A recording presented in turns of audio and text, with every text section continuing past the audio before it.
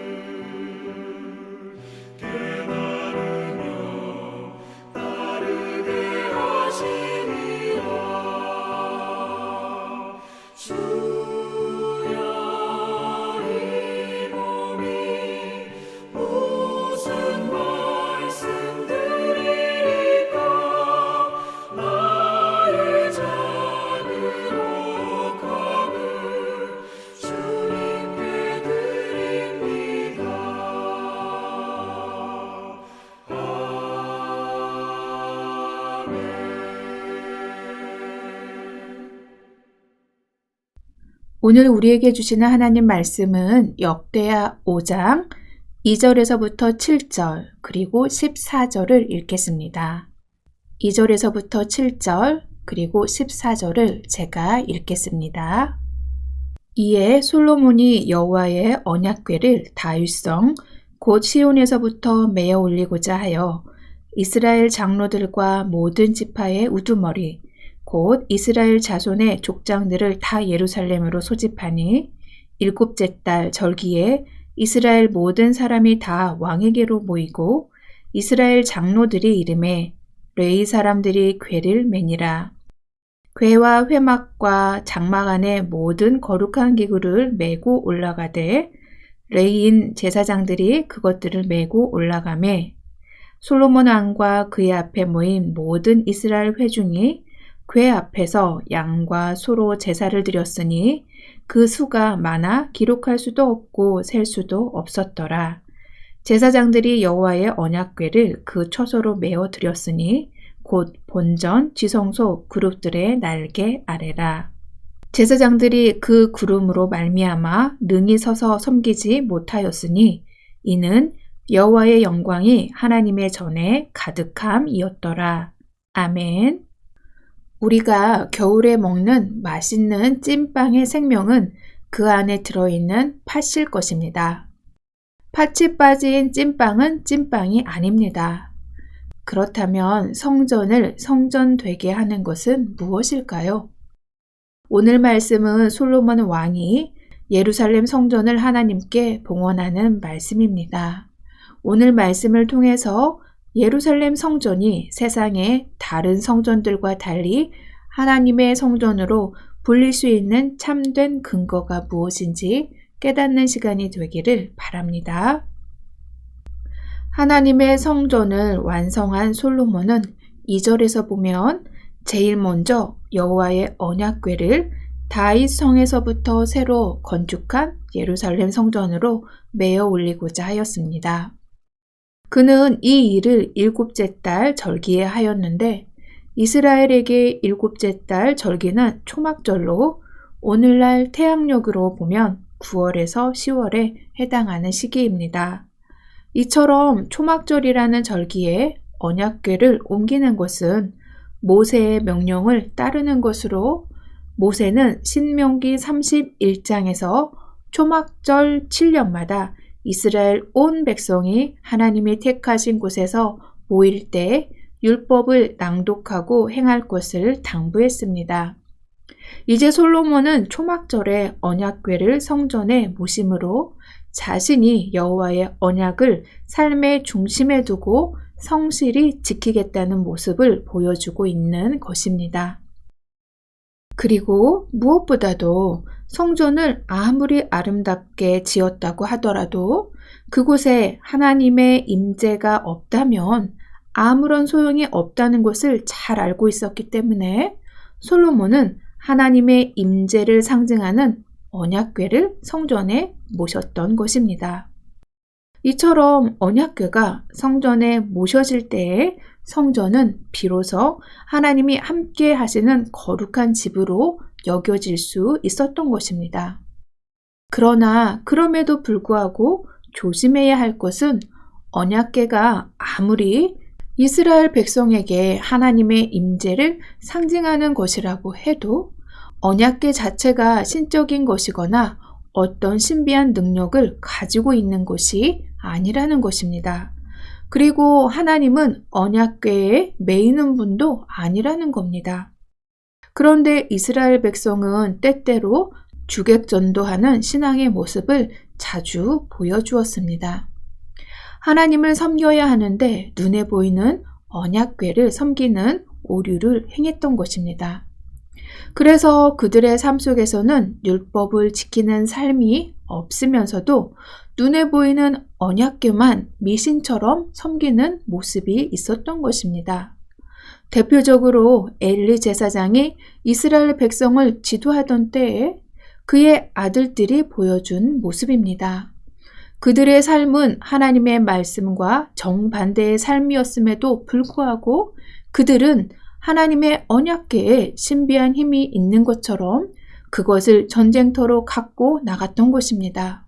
바로 하나님의 능력이 언약궤에 매이기라도 하는 것처럼 말입니다.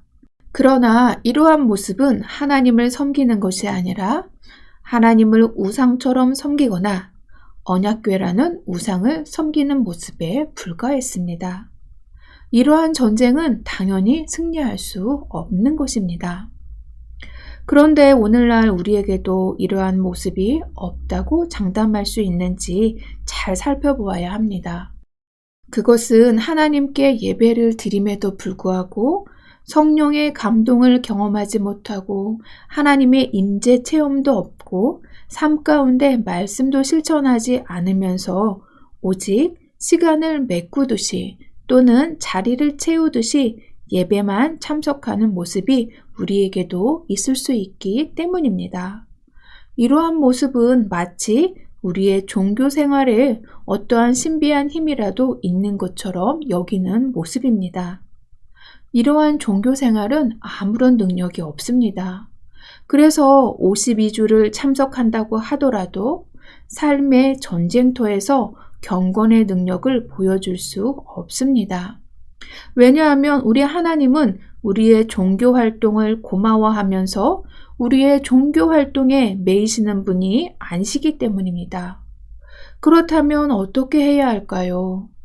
우리는 예배 가운데 성령의 감동 안에서 하나님의 임재를 경험하고 그 거룩한 경험으로 삶 가운데 말씀을 실천해야 합니다.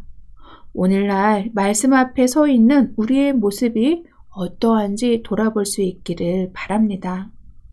또한 오늘 본문 말씀에서 제사장들이 스스로 정결하게 하고 성소로 나아가고 그리고 찬양단이 선하시도다 그의 자비하심이 영원히 있도다 라고 찬양할 때 여호와의 전에 구름이 가득했다고 말씀합니다.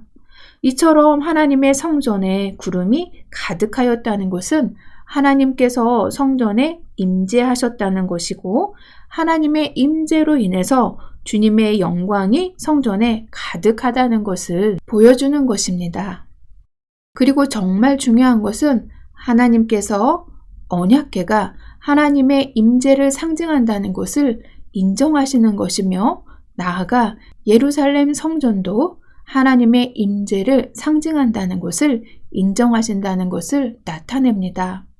결국 이스라엘 백성들이 언약궤가 있는 예루살렘 성전을 하나님께서 임재하시는 거룩한 곳으로 고백할 수 있는 것은 언약궤나 예루살렘 성전 그 자체에 신비한 힘이나 그러한 가치가 있어서가 아니라 하나님께서 그렇게 인정하셨기 때문이라는 것입니다. 이러한 말씀은 오늘날 우리에게 어떠한 의미가 있을까요? 하나님께서는 신약의 성도인 우리를 하나님의 성전 삼아주시고 성령을 보내주심은 우리가 그럴 만한 가치가 있어서가 아니라 오직 하나님의 은혜로 그렇게 인정해 주시고 그 보증으로 성령을 보내주셨다는 것입니다. 그리고 구약의 성전은 하나님의 영광이 떠나가는 역사를 경험했지만 신약의 성전이 되는 우리는 오직 예수 그리스도의 보혈의 공로로 우리에게 내주하시는 성령은 절대로 떠나가시지 않는다는 것입니다.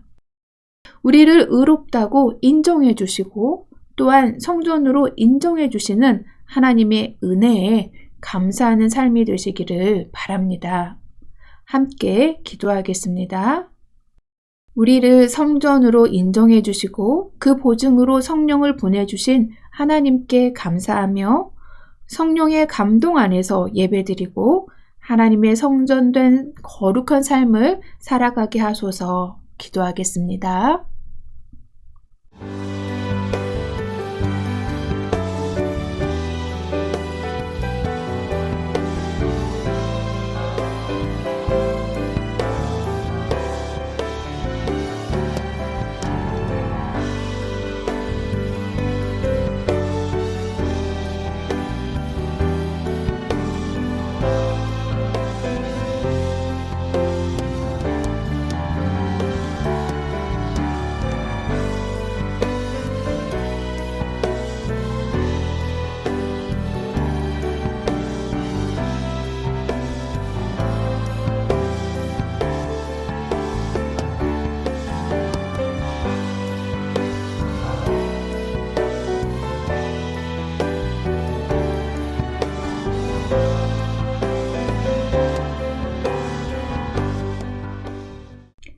살아계신 하나님, 눈에 보이는 언약궤와 성전을 섬겼던 이스라엘의 오류를 깨닫고 오늘날 우리의 모습이 종교 생활에 머물러 있는지 돌아보고 오직 주님의 은혜로 우리를 성전으로 인정해 주시고 보증으로 성령을 보내주신 하나님께 감사하며 성령의 감동 안에서 예배드리고 하나님의 성전된 거룩한 삶을 살아갈 수 있도록 도와주시옵소서. 감사드리며 예수님의 이름으로 기도합니다. 아멘.